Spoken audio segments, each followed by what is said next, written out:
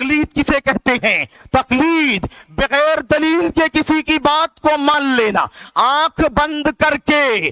कोई दलील नहीं है, ना कुरान की आयत है, ना नबी की सुन्नत है, ना सहाबा का उसवा है, बस किसी ने कहा और उसके पीछे चलना शुरू हो गए। हलाल तो हलाल, हराम तो हराम, जायज तो जायज, नाजायज तो नाजायज, ये फला है, ये इमाम है, ये बुजुर्ग है, ये आला मकाम के मालिक हैं। इस हवाले के साथ बगैर दलील के उसकी बात को मानना तकलीद है।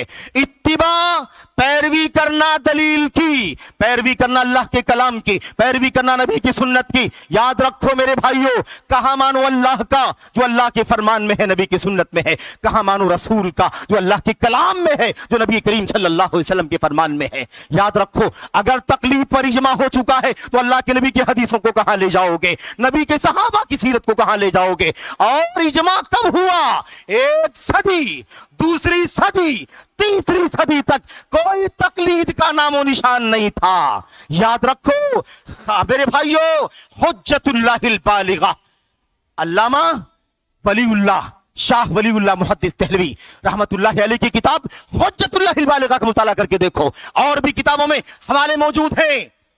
3 सदियों तक उम्मत में कहीं भी तकलीद का नामो निशान नहीं था। ना अबू हनीफा, न मालिक, न शाफी, न अहमद बिन हंबल, किसी की तकलीद का कोई मसला नहीं था। सारे लोग वैसे ही दीन पर अमल करते थे जैसे अल्लाह के नबी के सहाबा, ताबईन, तबे ताबईन अमल करते थे, वैसे ही अमल करते थे। बाद में सुन्नत से और अल्लाह के नबी की इताअत से, इत्तिबा से हटाए जाने का अजीब गरीब रवैया बन गया और इजमा साबित करने की कोशिश की जाने लगी। इजमा, कुरान पहले है, सुन्नत है, उसके बाद इजमा। और अभी कुरान और सुन्नत के खिलाफ इजमा कैसे हो सकता है? मेरे भाइयों, कौन सा फलसफा है? कुरान के खिलाफ, सुन्नत के खिलाफ, सहाबा के अमल के खिलाफ, पहली सदी के अमल, दूसरे सदी के अमल, तीसरी सदी के अमल, इन सब को नजरअंदाज कर दिया गया।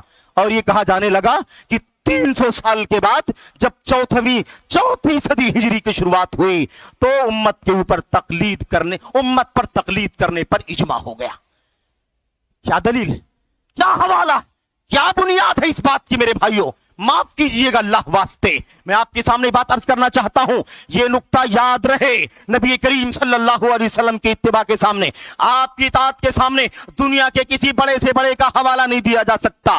कोई भी हो, कोई भी हो,